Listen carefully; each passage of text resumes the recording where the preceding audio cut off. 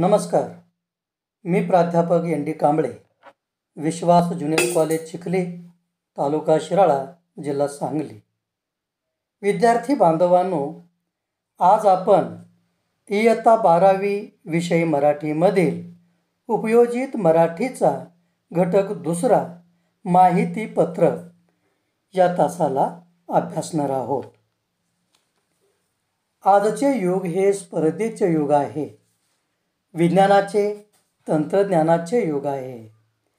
हे युग जागतिकीकरणाचे आणि व्यापारीकरणाचे सुद्धा आहे. अशा या सर्वच बाबतीत निर्माण झालेल्या स्पर्धेच्या युगामध्ये माहितीपत्रक हे महत्त्वाची भूमिका बजावत आहे. दररोज अशी कितीतरी माहितीपत्रकं आपण वर्तमानपत्रातून वाचत आहोत, TV वरून पाहत आहोत आणि ऐकतही आहोत. अशी ही माहितीपत्रकं वेगवेगळ्या गोष्टींची माहिती आपल्यापर्यंत पोहोचविण्याचे सतत काम करत असतात. खरं म्हणजे सध्याच्या या स्पर्धेच्या युगामध्ये जागतिकीकरण आणि व्यापारीकरणामुळे, खुल्या आर्थिक धोरणामुळे प्रत्येकामध्ये चाललेली ही जी स्पर्धा आहे ती अक्षरशः विकोपाला जाऊन पोहोचली आहे. असं म्हटलं तरी ते चुकीचं ठरणार नाही. वेगवेगळ्या संस्था आणि कार्यालये सतत नव्या योजना, नवी उत्पादने, नवीन तंत्रज्ञान आज बाजारामध्ये आणत आहेत. या विविध संस्थांमध्ये सहकारी संस्था आहेत, पतपेढ्या बँका आहेत, सरकारी निमसरकारी संस्था आहेत, NGO सारख्या स्वयंचलित संस्था आहेत, औपचारिक अनौपचारिक शिक्षण संस्था आहेत, वेगवेगळ्या विषयांचे विद्यार्थ्यांसाठीचे उपलब्ध असलेले क्लासेस आहेत, ट्रॅव्हल्स एजन्सीज आहेत, पोस्ट खाते, आयुर्विमा महामंडळ आहेत, स्कूटर, मोटारसायकल, कार यासारखी स्वयंचलित वाहने आहेत, पंपसेट, मोटार, फ्रीज यासारखी विद्युत यंत्रे आहेत, दूरदर्शन संच, ध्वनिमुद्रण यंत्र यासारखी इलेक्ट्रॉनिक यंत्रे आहेत, शिवणयंत्रे, लोखंडी फर्निचर, खते, बी बियाणे, औषधे आहेत, विविध शासकीय योजना आहेत किंवा फ्लॅट, प्लॉट, खरेदी विक्रीचे व्यवहार असतील, गाडी खरेदी असेल किंवा एखाद्या छोट्याशा कंपनीची जाहिरातसुद्धा असू शकेल. तर हे सर्व माहितीपत्रकाच्या माध्यमातून आपल्यापर्यंत म्हणजे ग्राहकापर्यंत येत असतं, पोहोचत असतं. सध्याच्या या युगामध्ये सगळ्यात महत्त्वाचा घटक जर कोणता असेल तर तो म्हणजे ग्राहक. आणि म्हणूनच अशा या ग्राहकाला ग्राहक राजा असं म्हटलेलं आहे. आजचा हा जो ग्राहक आहे तो अतिशय चोखंदळ म्हणजे एखाद्या गोष्टीकडे काळजीपूर्वक पाहणारा, चौकस आणि चिकित्सक झालेला आपल्याला पाहायला मिळतो.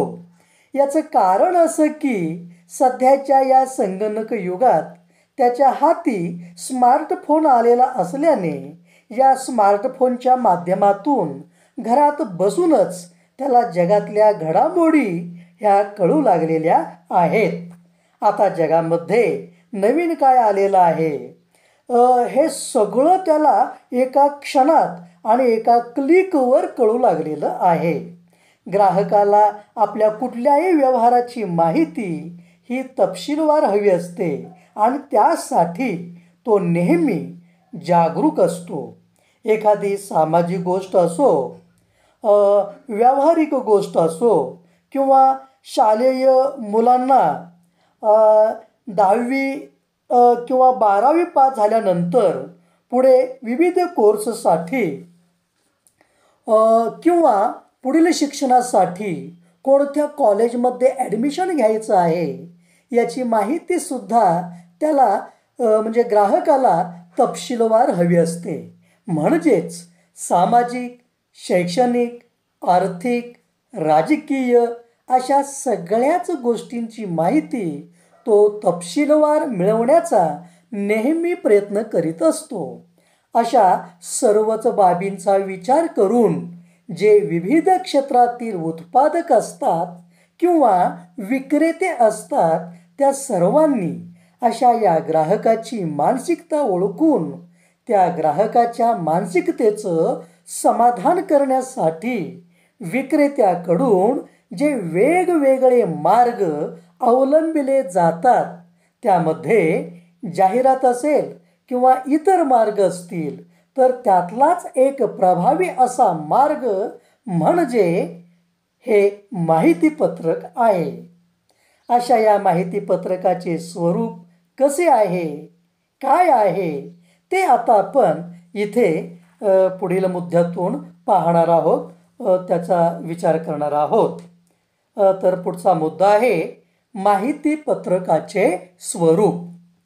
आजच्या जागतिकीकरण आणि व्यापारीकरणाच्या लाटेमध्ये सर्वच क्षेत्रात स्पर्धा वाढलेली आहे आणि ती अक्षरशः विकोपाला गेली आहे असं म्हटलं तरी चुकीचं ठरणार नाही. कारण जिथं तिथं पावला पावलावर आपल्याला ही स्पर्धा दिसत आहे आणि त्या स्पर्धेच्या रेसमधून आता प्रत्येकालाच धावावं लागत आहे, पळावं लागत आहे. अशा या स्पर्धेच्या युगात आपल्या नव्या योजना, नव्या सुविधा आणि उत्पादनांची माहिती ग्राहकापर्यंत पोहोचविण्यासाठी माहितीपत्रकाचा उपयोग सगळीकडे केला जातोय. असं हे माहितीपत्रक म्हणजे एखादी सेवा, संस्था किंवा योजनेची माहिती देणारे परिचयात्मक पत्रक आहे असे म्हणावे लागेल. ग्राहकाला आपल्याकडे आकर्षित करण्यासाठी उत्पादकांनी ही माहितीपत्रके अगदी कल्पकतेने आपली कल्पक बुद्धी वापरून तयार केलेली असतात. त्यामुळे विविध उत्पादकांनी, संस्थांनी आणि विविध प्रकारच्या ह्या योजनांनी आपल्या उत्पादनाकडे, नवीन योजनांकडे आणि संस्थेकडे लोकांनी डोकावून पाहावे यासाठीची माहितीपत्रकं ही एक महत्त्वाची खिडकी आहे.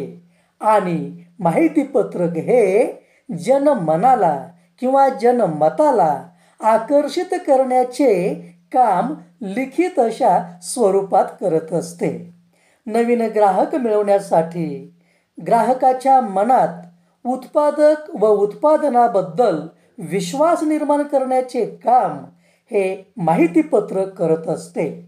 त्यामुळे नवीन ग्राहक मिळविण्याची, नवीन बाजारपेठ काबीज करण्याची माहितीपत्रक ही पहिली पायरी म्हणावी लागेल.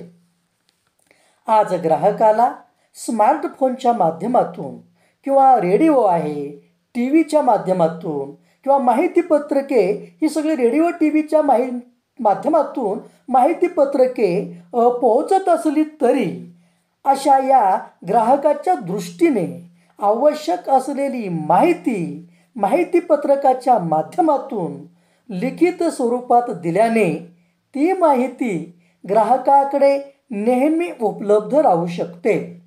माहितीपत्रकातील अशा या उपलब्ध माहितीची तुलना करून त्या योजनेत सहभाग घ्यावा की घेऊ नये हे त्या ग्राहकाला ठरवणे सोपे जाते. अशी ही माहितीपत्रकं एक प्रकारे त्या उत्पादन सेवा सुविधांची जाहिरातच करत असतात. म्हणजे माहितीपत्रक ही छोटी जाहिरातच आहे असं म्हटलं तरी ते अगदी योग्यच ठरेल. ग्राहकाच्या मनात कुतूहल निर्माण करणं, त्याच्या मनात उत्कंठा जागी करणं हा महत्त्वाचा हेतू या माहितीपत्रकाचा असतो. या पाठातील पुढील मुद्दा तो म्हणजे माहितीपत्रकाची गरज. आजच्या आधुनिक युगात माहितीपत्रकाची गरज ही सर्वच क्षेत्रामध्ये आता निर्माण झालेली आहे. आपली संस्था, आपली उत्पादने, आपल्या योजना ह्या इतरांच्या योजनांपेक्षा कशा भारी आहेत किंवा कशा चांगल्या आहेत हे दाखवण्यासाठी मोठ्या कल्पकतेने ही माहिती पत्रकं आज तयार केली जात आहेत. आज फळफळावळ किंवा भाजीपाला विक्रेत्यापासून ते लाखो रुपयांच्या आलिशान कार विक्रेत्यापर्यंत ह्या सगळ्यांनाच माहिती पत्रकाची आवश्यकता निर्माण झालेली इथं दिसून येते. दिवाळीचा सण आला की मग ग्राहकाला खरेदी करण्यासाठीचा दिवाळीचा फराळ असेल, रेडीमेड कपडे असतील, विविध प्रकारच्या विविध व्हरायटीच्या साड्या असतील, किराणा माल किंवा दिवाळी अंक असतील, ह्या सगळ्यांची माहिती पत्रकं ही आज म्हणजे सर्रास तयार केली जातात. ते सर्व आज ग्राहकासाठी उपलब्धही असतात. एखाद्या गावामध्ये नव्याने होणाऱ्या सोयीसुविधासाठी मग त्यामध्ये एखादं हॉटेल असेल, डायनिंग हॉल असेल, मंगल कार्यालय असेल, फर्निचरचं एखादं दुकान असेल, या सर्वांची माहिती पत्रकं ग्राहकाला आपल्याकडे वळविण्याचे नेहमी काम करत असतात. विद्युत उपकरणे, घरगुती वापराची उपकरणे, वाहने, औषधे, इलेक्ट्रॉनिक वस्तू या सर्व वस्तूंच्या माहिती पत्रकाची ग्राहकाला नेहमी गरज असते. बाजारात येणारी नवीन वाहने, नाट्यगृह, सिनेमागृह, नवीन येणारी नाटके, नवीन येणारे सिनेमा, विविध सहकारी संस्था, आर्थिक, शैक्षणिक, सामाजिक, सांस्कृतिक, क्रीडा संस्था या सगळ्यांनाच माहिती पत्रकाची गरज ही वाटत असते, भासत असते. वेगवेगळ्या कंपन्या, हॉटेल्स, पर्यटन संस्था, पर्यटनासाठी घेऊन जाणाऱ्या टूर्स आणि ट्रॅव्हल कंपन्या, पोस्ट, बँका, पतपेढ्या या सगळ्यांची माहिती पत्रकं ग्राहकांपर्यंत नेहमी पोचत असतात. अशी ही माहिती पत्रकं ग्राहकांना त्या त्या संस्थेची, वस्तूची योग्य ती माहिती देत असतात.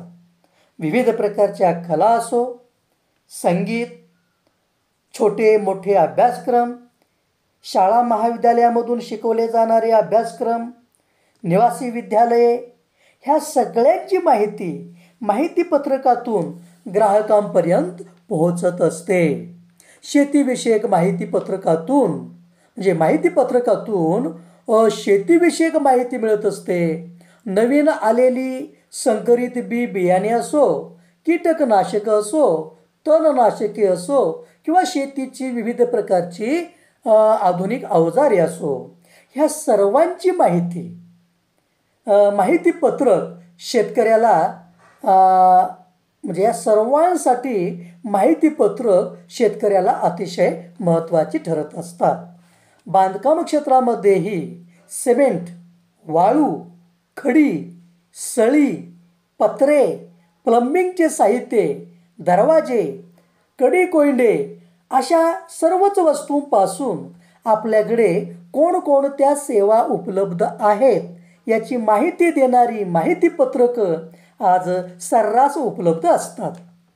जे विक्रीला योग्य आहे आणि विक्रीसाठी उपलब्ध आहे अशा सर्वच ठिकाणी माहिती पत्रकाची आवश्यकता असते.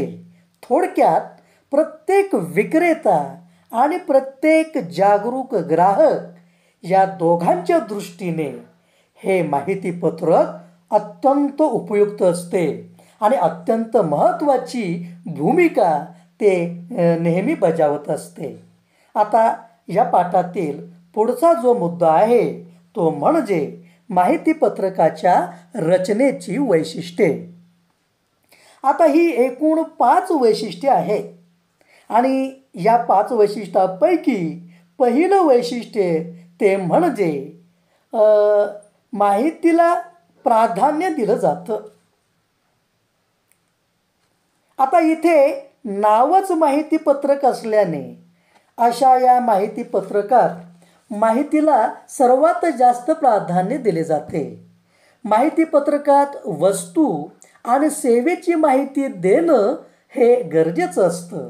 त्यासाठी त्यातील मांडणी आकर्षक असली पाहिजे. ज्या हेतूने माहितीपत्रक तयार केलेलं आहे त्या हेतूशी सुसंगत अचूक माहिती ही माहितीपत्रकामध्ये दिलेली असते किंवा दिली पाहिजे. माहितीपत्रक वाचल्यावर ग्राहकाच्या मनामध्ये नेहमी उत्सुकता निर्माण झाली पाहिजे. एखादे माहितीपत्रक वाचल्यावर त्यातील वस्तूंबद्दल किंवा उत्पादनाबद्दल ग्राहकाच्या मनामध्ये समाधान निर्माण होईल अशी माहिती त्या माहितीपत्रकात असणे आवश्यक आहे.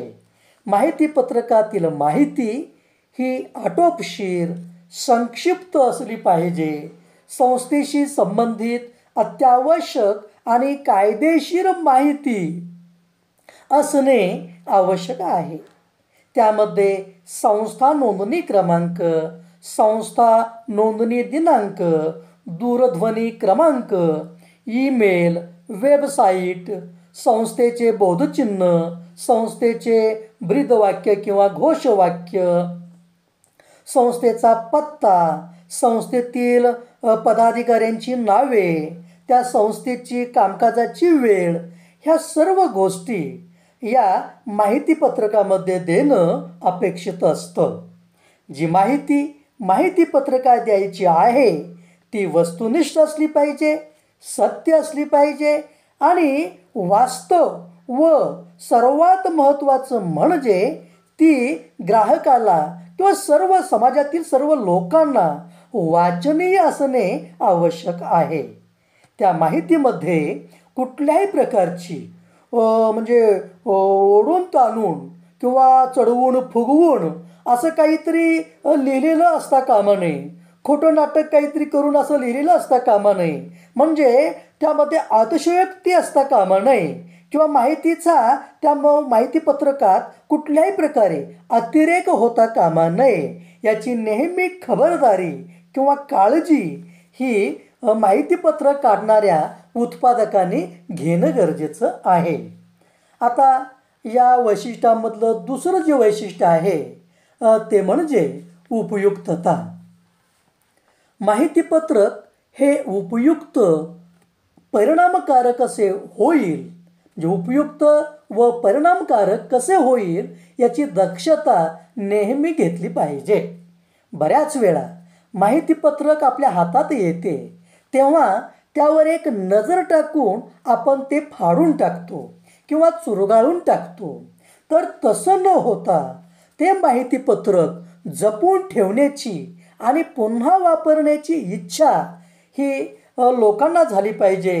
त्या ग्राहकाला अशी इच्छा त्याच्या मनामध्ये निर्माण झाली पाहिजे. अशा पद्धतीचं उपयोग मूल्य माहितीपत्रक तयार झालं पाहिजे किंवा तयार केलं पाहिजे.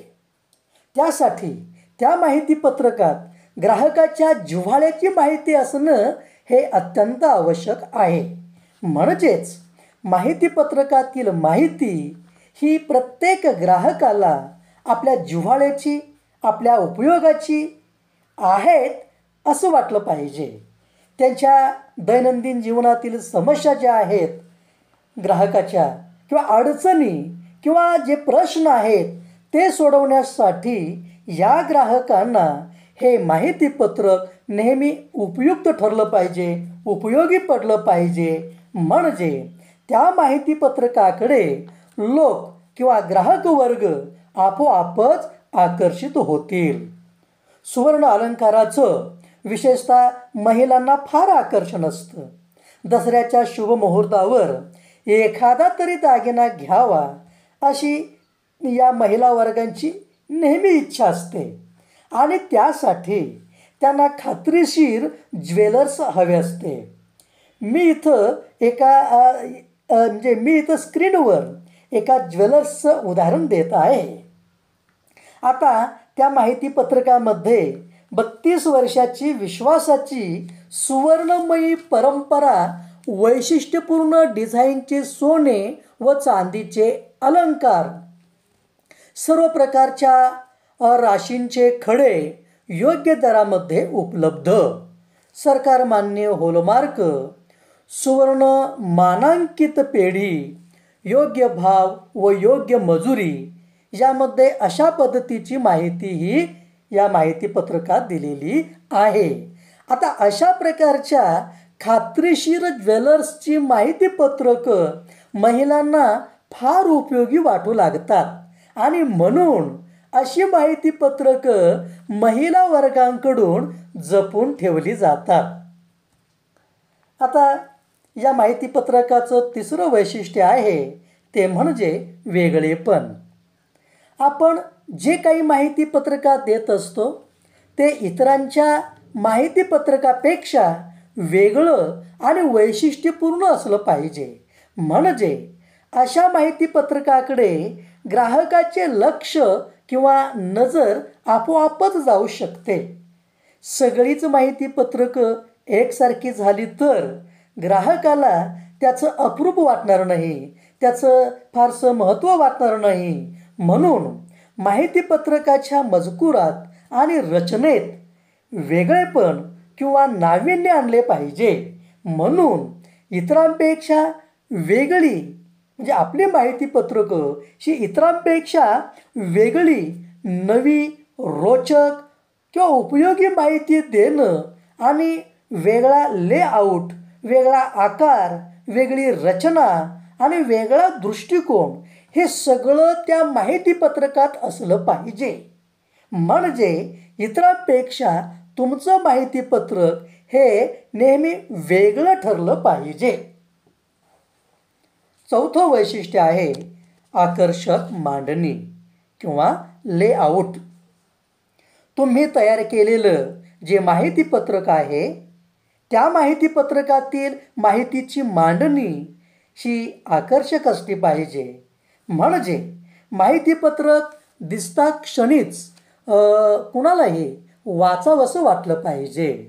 माहितीपत्रकातील मांडणी ही सरसकट असू नये किंवा धोपट मार्गानं ते लिहिलेलं असू नये, कारण अशी मांडणी ही वाचनीय वाटत नाही. माहितीपत्रक हातामध्ये पडल्याबरोबर ग्राहकाला ते वाचावंसं वाटलं पाहिजे.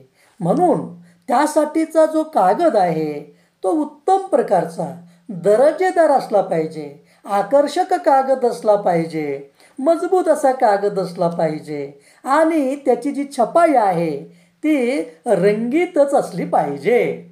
माहितीपत्रकाचं पहिलं पृष्ठ जे आहे ते त्याच्यावर प्रत्येकाची अशी छाप पडली पाहिजे, जे वाचणाऱ्याची, ग्राहक वर्गाची, समाजातल्या लोकांची त्या पृष्ठपत्रावर छाप पडली पाहिजे. आणि म्हणून माहितीपत्रकाचं पहिलं जे पृष्ठ आहे ते नेहमी आकर्षक असलं पाहिजे. माहितीपत्रकाचा आकार योग्य असायला हवा. अशा या माहितीपत्रकातील जे शीर्षक आहे किंवा बोधवाक्य आहे किंवा बोधचिन्ह आहे ते उठावदार असलं पाहिजे, ठसठसीत असलं पाहिजे, आकर्षक असलं पाहिजे, अर्थबोध म्हणजे करणारं असं ते चिन्ह असलं पाहिजे. अशा या माहितीपत्रकाच्या आकर्षक मांडणीस इंग्रजीमध्ये लेआउट असे म्हणतात.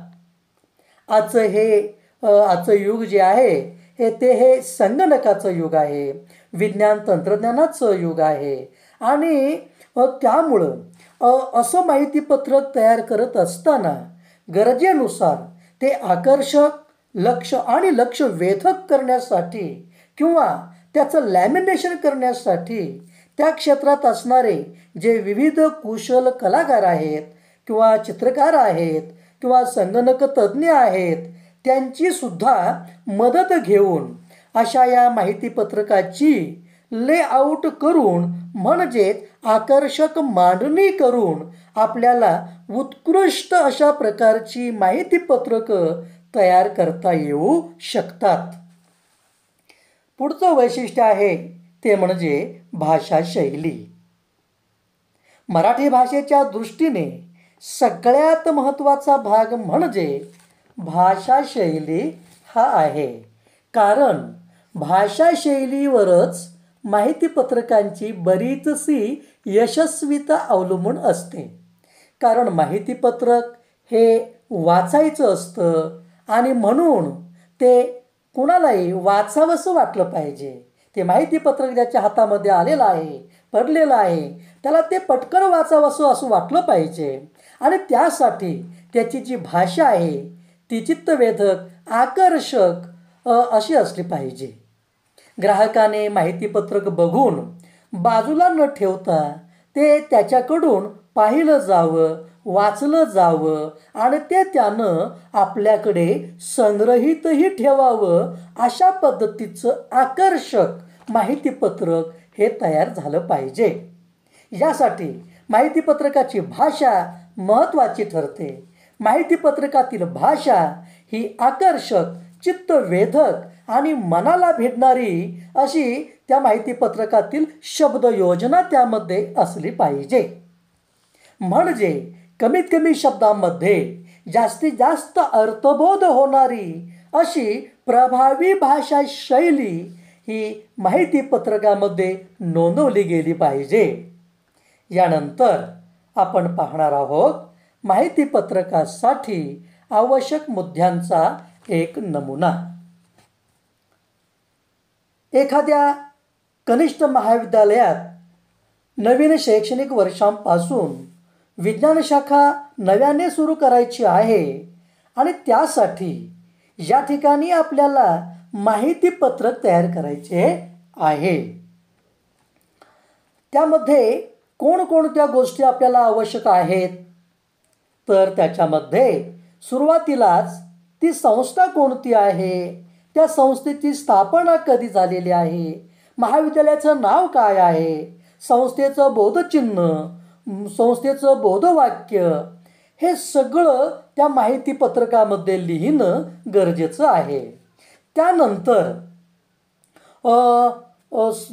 दूरध्वनी क्रमांक, मोबाईल क्रमांक, वेबसाईट हे सगळं माहितीपत्रकामध्ये देणं आवश्यक आहे. ते महाविद्यालय खाजगी आहे का की अनुदानित आहे, त्या महाविद्यालयाची सांख्यिकी माहिती, त्याच्यानंतर तिथं असणाऱ्या विविध प्रकारच्या म्हणजे कोणकोणत्या सुविधा आहेत, ग्रंथालय आहे का, अभ्यासिका आहे का, प्रयोगशाळा त्या ठिकाणी आहे का, क्रीडा प्रशस्त असं सुसज्ज असं क्रीडांगण आहे का, ह्या सगळ्या गोष्टींची सुविधा आहे का याची नोंद ही सर्व त्या माहितीपत्रकामध्ये झाली पाहिजे. तसेच त्या कॉलेजची वैशिष्ट्ये काय आहेत, कॉलेजमध्ये कोणकोणते उपक्रम घेतले जातात, त्यामध्ये कमवा आणि शिका योजना आहे का, NCC आहे का, NSS आहे का, कॉलेजची सहल जाते का, तर कॉलेजची म्हणजे कॉलेजमध्ये क्षेत्र भेटी घेतल्या जातात का, वनभोजनासारखे असे उपक्रम या शाळा कॉलेजमधून राबवले जातात का, असे हे सगळे उपक्रम जे आहेत ते राबवले असतील तर त्याचे पूर्वीचे जुने काही फोटो असतील तर ते तिथं देणं गरजेचं आहे. त्या माहितीपत्रकामध्ये ते फोटो देणं गरजेचं आहे. 10वी 12वीच्या वर्गांचे इतर शाखांचे निकाल कसे लागतात ते सांगणं आवश्यक आहे. या कॉलेजच्या भविष्यातील योजना काय असतील, तसेच तेथील विद्यार्थ्यांना दिल्या जाणाऱ्या शैक्षणिक सवलती किंवा शिष्यवृत्ती यांची इत्थंभूत माहिती ही माहितीपत्रकामध्ये देणं आवश्यक आहे. त्याचबरोबर त्या कनिष्ठ महाविद्यालयापर्यंत जाणाऱ्या रस्त्यांची माहिती, त्या नकाशाची माहिती, म्हणजे रस्त्यांची माहिती किंवा नकाशा त्या गुगल मॅपवर टाकला पाहिजे. नवीन येणाऱ्या विद्यार्थ्यासाठी आणि त्यांच्या पालकांसाठी ते अत्यंत उपयुक्त पडते.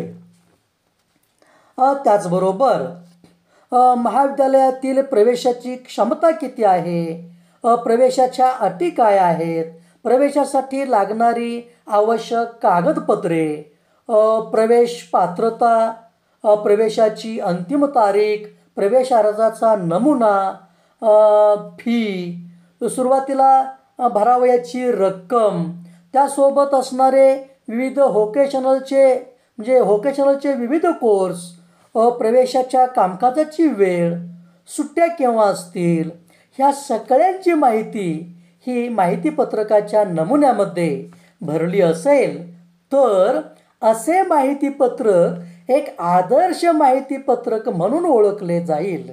आणि म्हणून ही सगळी माहिती त्या विस्तृत अशा माहितीपत्रकामध्ये दिली पाहिजे आणि ते माहितीपत्रक प्रशस्त आकर्षक असं केलं पाहिजे. थोडक्यात आजच्या स्पर्धात्मक युगामध्ये माहितीपत्रकाची गरज ही सर्वत्रच आता निर्माण झालेली आहे. विक्रेता आणि ग्राहक या दोघांच्या दृष्टीने माहितीपत्रक नेहमी उपयुक्त ठरत असते आणि आजच्या काळात अशी आदर्श माहितीपत्रक असणं ही व्यावसायिकाची आज गरज बनली आहे. असे हे माहितीपत्रक ग्राहकांना वेळेत पुरवलं गेलं तर व्यावसायिक मूल्य जे आहे ते या ठिकाणी वाढण्यास आपोआपच मदत होईल. आजच्या युगात माहितीपत्रकं बनवणाऱ्या, माहितीपत्रकं तयार करणाऱ्या अशा अनेक स्वतंत्र संस्था कार्यरत आहेत. त्यांना चांगल्या प्रकारे यश मिळत आहे, प्रसिद्धी मिळत आहे आणि भरपूर पैसासुद्धा मिळत आहे.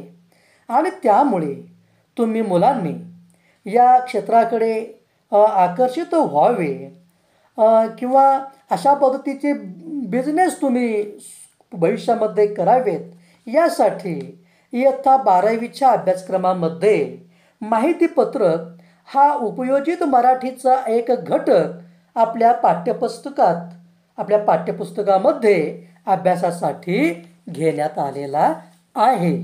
तर या ठिकाणी हा पाठ संपलेला आहे. आपण थांबूया.